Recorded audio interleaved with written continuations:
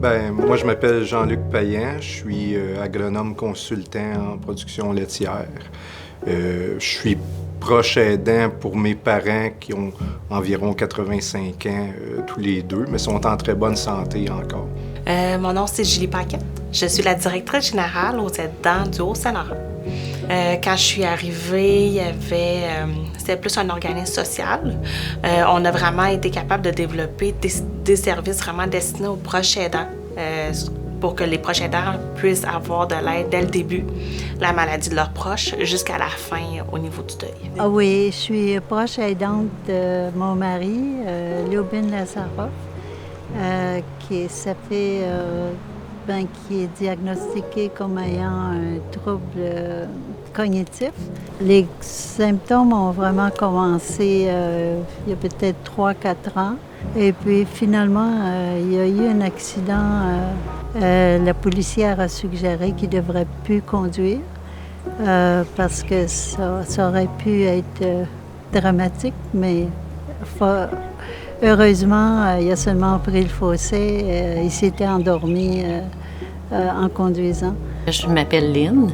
Je suis intervenante pour les aidants du Haut-Saint-Laurent. Mon rôle auprès des proches aidants, c'est de venir en aide, de fournir de l'écoute, de l'accompagnement, du soutien dans leur démarche, dans leur rôle de proche aidant.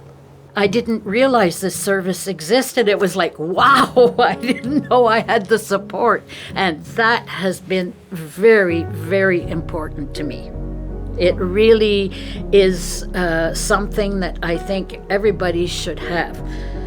My mother looked after my dad, who had Alzheimer, and she had no support. We girls used to, we each had our, and we helped her, but to know that I have personal support it means a lot to me. It means I'm not alone in the battle. Dans le fond, moi, je suis venu chercher de l'aide parce que je voulais être proactif par rapport à mes parents qui en ont pas encore besoin de tant que ça d'aide, sont encore très autonomes.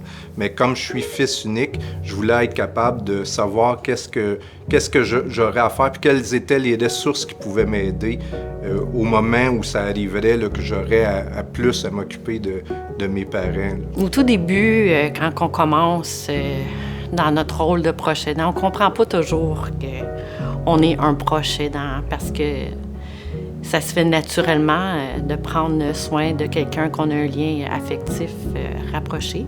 Bien, je savais pas, avant d'aller les chercher, les services, qu'est-ce qu'il était offert. Celui pour moi, pour mon mari, qui est plus utile, c'est d'avoir de la compagnie le jour, parce que les dames qui viennent vont faire des jeux avec. Mon mari a toujours aimé beaucoup les puzzles, les jeux de tête, les mots croisés, les puzzles. Il est très, très bon là-dedans. Mais de le voir qui a du bonheur un peu à faire les activités qu'il aimait, c'est sûr que pour moi, ça a été une merveille de découvrir ce service.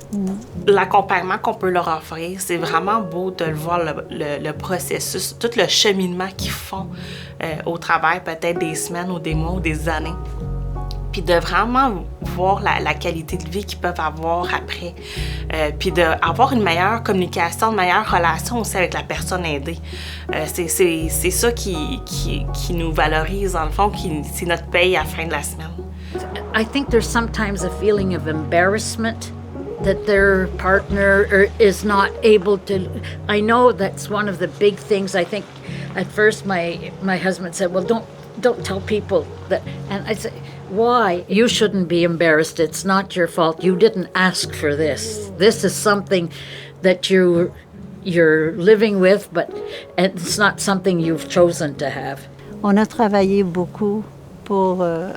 la maison date de 1871. Alors, on a fait beaucoup, beaucoup de travail pour rénover, puis la mettre à notre goût, pour quand on va prendre notre retraite, ce serait vraiment pas juste de le mettre dans un centre. Parce qu'il a contribué quand même beaucoup. On a contribué les deux. On l'a bâti ensemble, disons. Parce qu'on le sait, hein, souvent, quand on a un diagnostic de notre aidé, malheureusement, la situation ne s'en va pas que les années s'améliorent.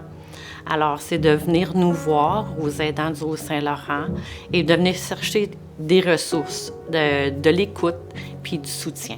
C'est vraiment une belle gang, puis vous êtes très proactif aussi envers les besoins de votre clientèle, autant aidant qu'aidé, je dirais. Puis c'est une belle découverte. Puis c'est à ce moment-là qu'on devrait, dès le début, aller chercher de l'aide pour pas attendre d'être vraiment épuisé près du burn-out. C'est quand on est encore actif que c'est là que c'est important de prendre soin de soi.